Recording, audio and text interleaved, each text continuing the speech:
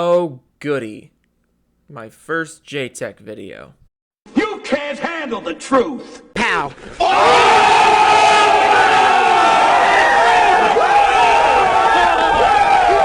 No, the video does not get any less obnoxious. Shots fired! Shots fired! 3 of those 4 games aren't out yet. Just saying. Got a lot of information to talk about. A good amount of these topics are going to be discussed this Sunday with the panel on the PlayStation Legion Hangouts. Ooh, this Sunday, am I going to be able to make that? Let me check my schedule. Oh, shit. Damn it, I'm going to be too busy breathing. And of course, I think Saturday for the gaming podcast, we're probably going to be talking a lot about the PS5. Oh, you're talking about the PS5 on Saturday. Wait, let me check my, I need to check my schedule. Shit. I'm doing literally anything else. And what the specs mean for the future of gaming. I mean, they really don't mean anything for the future of gaming right now, because it's not out yet, and we don't know the exact specs. But your JTech TV, this doesn't matter to you. So with that being said, as you guys know, early in the morning, Sony got started with the news cycle by officially revealing the tech information for the PlayStation 5. I bet you were having a field day about that on Twitter. Let me go ahead and check your Twitter Oh. I have never even tweeted at you, and I'm blocked.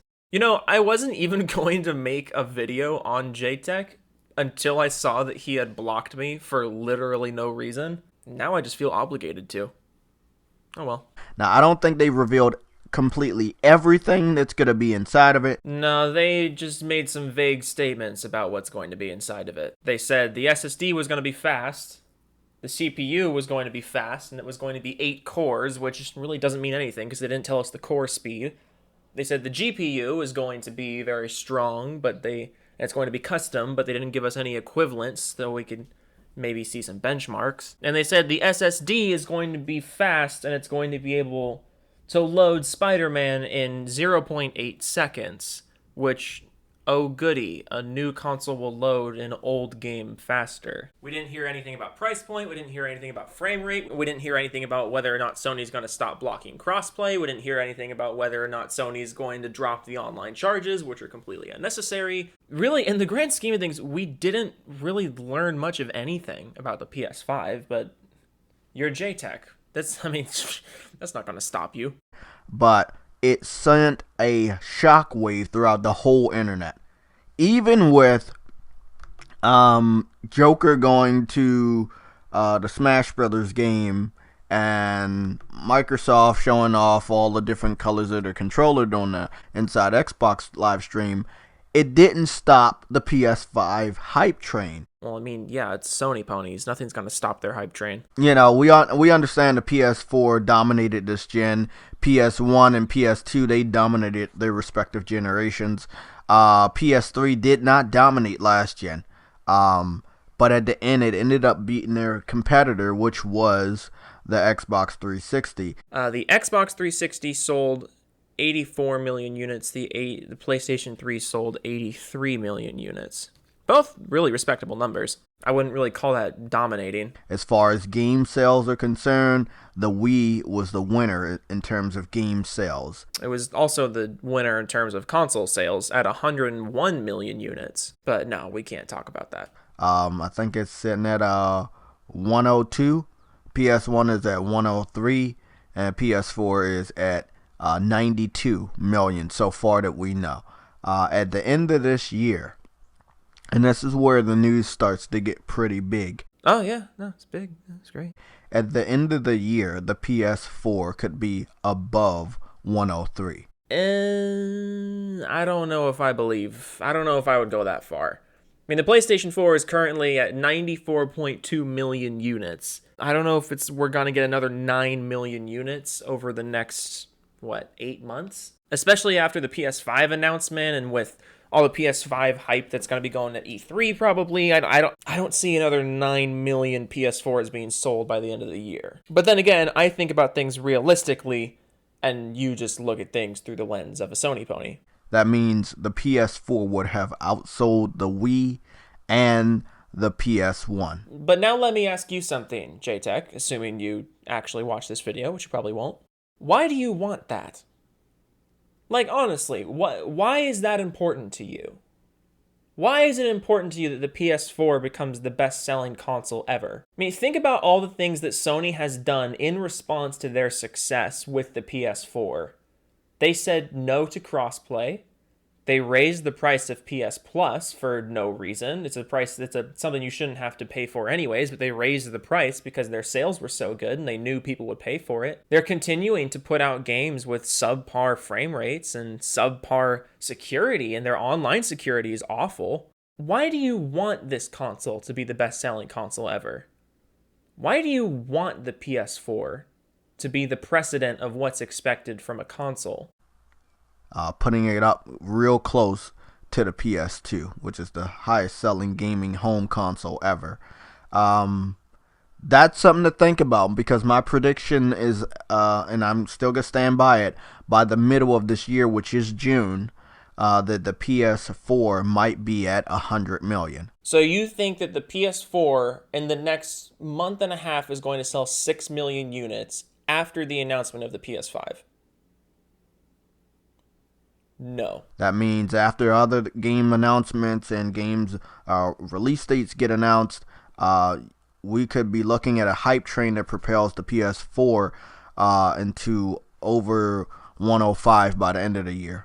Again, why do you want this? Also taking into account Christmas and Black Friday. So we don't know what we could be looking at, but it's definitely going to be over 100 million. We don't know what we're going to be looking at, but it's definitely going to be this. JTech TV, everyone. This year. That's something for competitors of this generation to worry about. I mean, it's not really something for competitors to think about. I think the competition for this console generation is already tapped out. But again, Sony also put the PS5 information out there, so now competitors have to do that. Now, this is something I will actually agree with you with, and as much as I want to vomit at those words coming out of my mouth, I actually do agree with this.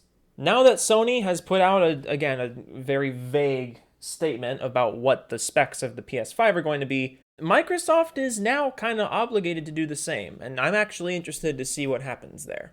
My thoughts on this, my individual thoughts, and I will share this with the panel. Oh, goody. I'll be sure to make the panel. Is that when you got shit like this going on, and you still know you can't trust Microsoft. I mean, I've been telling people this for over 10 years on YouTube.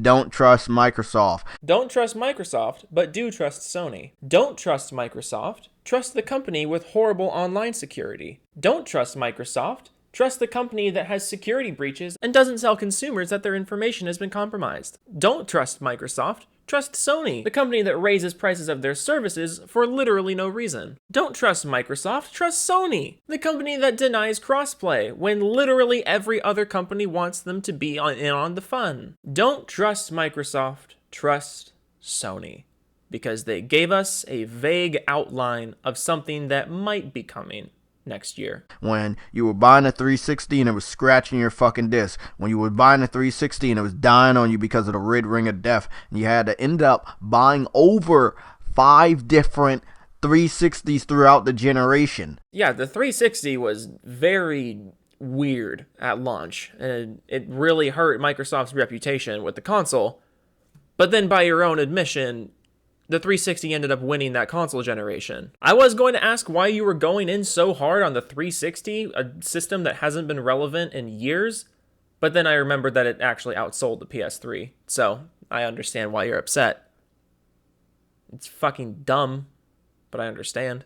Because of faulty hardware. Faulty hardware, kind of like the PS4 at launch, right? When you see this type of shit, and then Microsoft tries to charge you $15 a month for Game Pass and Xbox Live Gold, you just can't trust them anymore. Because Sony doesn't have any subscription services. Nah, no, they don't. That's absolutely not. Trust Sony, guys. So, Colt Eastwood, Crap Gamer, all the other Xbox hardcore Defense Squad people, you know, don't be mad that more Xbox fans are going to leave for next gen's PS5 compared to how they did between the migration of the Xbox 360 to the PS4, because it was a huge migration. Yeah, there was a huge migration from the Xbox 360 to the PS4 because Microsoft kind of shit the bed. But right now, we only have one half of the information for the next console generation. And again, we barely have any information about that. Why is this situation different? Oh yeah, you're JTech. I watched it. We all saw it. Most of the crumb side individuals, again, popped up on most of our radars between the year of 2015 and 2016. Well, those people had to have came somewhere. They were not always with PlayStation, because if they were, we would have saw them in 2013 and 2014 of this generation. Jay, are you implying that you're wanting to keep an eye on literally every single console gamer out there and what they're playing on? Because that's what it's sounding like. I mean, you're someone who thinks that every gamer in the world should be a PlayStation gamer and nothing else. And I've never actually heard you make reasons as to why you think that. It's just so funny to me how you bash the Xbox Defense Force, but I've never actually heard you defend PlayStation. I've just heard you say that you should be on PlayStation. It's okay when we do it, guys. It's okay when Sony charges subscription services and charges for online. It's okay when Sony launches a console with faulty hardware. So, there was a huge migration. Not even in 2015 and 16, but before that in 2013 after the announcement of the PS4. Alright, pump the brakes. Let's be realistic about this. There was no migration between consoles before the console was out. So, as we know, the PS4 is still alive and kicking. They have some games to still come out with. Dreams needs to be officially released. It's in early access. It just launched yesterday. We have Medieval that doesn't have a release date. Concrete Genie has a release window for fall. All of which are such high-profile games, right? The biggest titles, The Last of Us 2, which seems to have finished its mocap production and a script writing, so I think they're just gonna keep doing what they do to finish the game. Last of Us 2 honestly shouldn't even be part of the conversation at this point. There's no release date, no release window, there's nothing for Last of Us 2 right now. All we've got so far is a dozen minutes worth of painfully scripted gameplay. I think we all know that you can't trust gameplay trailers as far as you can throw a house nowadays.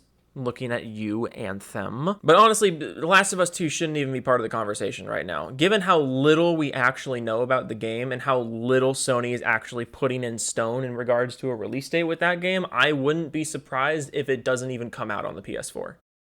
Then you have Death Stranding, which is supposed to be shown off a little bit more next week at the Tribeca Game Festival. Everything I just said about Last of Us 2, go ahead and copy-paste that over to Death Stranding as well. We literally know nothing about it other than extremely scripted gameplay videos that, honestly, there's a good chance they were not even real. Death Stranding and Last of Us 2, those shouldn't be PS4 sellers. And if the PS5 actually does launch next year or in 2021, I mean, chances are they're going to be on both systems. And last but not least, you have Ghost of Tsushima, which is being hard worked on. I'm sorry, what was that? You have Ghost of Tsushima. And one more time. Ghost of Tsushima, Ghost of Tsushima, Ghost of Tsushima. Jay, honey, you can't even pronounce the name of the game. So you can still have big, heavy hitters for the PS4 gaming console. I'm sorry, I'm just laughing because he literally didn't say a word about Days Gone, which comes out in 3 days. Of course, they're going to be cross-gen, and they have confirmed that the PS5 is going to have backwards compatibility with the PS4 game. So if the PS5 has backwards compatibility with the PS4, why would the PS4 keep selling? Why would people buy PS4s now if they know that it's going to be compatible with the PS5 next year? Oh, also, don't trust Microsoft, who had backwards compatibility. Trust Sony, who said you didn't need it. We know what that means. We understand what the Pro did for some of our older games, and how they made them look better and run better. We've saw or heard about the Spider-Man PS4 test on the PS5 hardware, and how that SSD hard drive made it a lot faster, with the load times going between, I think, 12 seconds to like 8 seconds. I'm not really sure about all of that. Yeah, and I said it once and I'll say it again. I won't believe that test until I see it. But again, I wanted to help you guys out with the specs because I don't 100% completely understand everything that is coming out of it. Well, there's a shocker. We will be talking about all of the specs with Adam on the PlayStation Legion Hangouts this Sunday. But God damn it, I'm going to miss that great thing. Here is the link. The first link you're going to see in the description is by Eurogamer.net. As you guys know, they know their shit. And it looks like they were happy to explain it. So really, they were happy to explain it. Because I looked through that article, it's all just a lot of buzzwords and really vague descriptions of something that may or may not be what you want it to be. if you have the time, they got a big that's comment section. They got a big explanation, multiple videos, all of this other shit. So you say you don't understand what's in it, but here's an article explaining in depth what's in it. Jay, do you realize how dumb this makes you sound? If you have the time. I don't have the time, so I'm gonna get a layman's breakdown from my boy Adam. I don't have the time to look through this article. I'm just going to have someone I like tell me what they said. That sounds great for the spread of information. Let's keep doing that. So, with that being said, I wanted to close out this short video letting you guys know that after playing a good portion of The Last of Us, I think it was Sunday, I couldn't help myself. I had to go and look at The Last of Us 2 gameplay, and then I looked at it again today after I've learned about all of this PS5 hype. So you had time to play The Last of Us and look at Last of Us Part 2 gameplay, but not time to read an article. Sick. It's just amazing that the PS4 is going to be able to do this. You got to remember what The Last of Us was able to do at the end of the PS3 generation, and now we see what The Last of Us 2 is going to be doing at the end of the PS4 generation. Is every Sony pony just contractually obligated to suck Last of Us dick every single video they make? I swear to God, every single video made by a PlayStation fanboy, they have to mention The Last of Us at some point. At the end of the generation, games for PlayStation are huge. It does not mean this is running on PS5. This means it's running on PS4 Pro, like they said, and it was Endgame. Yeah, so was the Anthem trailer. And I can't fucking wait. Yeah, of course you can't wait. I just can't wait to play this game. And then I can't wait to play it again on the PS5 and see what that system can make it look like. Well, if it's backwards compatible, why would you play it on the PS4 and then the PS5 instead of just playing it on the... Oh my God, this makes no sense. And how it can make it perform. How you can make it perform? You, personally, are going to make this game perform well? Oh, cool. I didn't know you were a dev. Yeah, that's it. That's all I wanted to say. These are my individual thoughts. I might repeat myself this weekend on Sunday, but... you know, I want to try to get a good breakdown of these specs and what they mean. Well, aren't you in luck that there's an article that gives you that? I know it's going to be a powerful system. I know the games are going to run faster and better on it. Well, yeah, of course the games are going to run better and faster on a PS5 than a PS4. How is that news? And of course, this weekend we're going to talk about all this and more. Holy shit. You didn't say anything about Epic Game Store or PC. What? You titled this video PS5 and Epic Game Store is killing PC fanboys. You literally never said anything about the Epic Game Store or the PC. I don't know why I expected better from you, honestly. Ugh, well, that was my first JTech response video. That was a fucking nightmare. So if you're still with me, let me give you my final thoughts. The PS5 specs are interesting, but they are too vague for me to make any final thoughts about the console. I do not trust the early gameplay videos that they have put out for The Last of Us 2. I do not think that PlayStation 4 will sell another 9 million units by the end of the year. And I don't trust Sony. I don't trust Sony or Microsoft or Nintendo. I don't trust any of the big name publishers because they've all shown themselves to be not trustworthy. But you don't care about that. But Jay, if you want to have a little bit of a debate, feel free to hit me up on Twitter. Oh,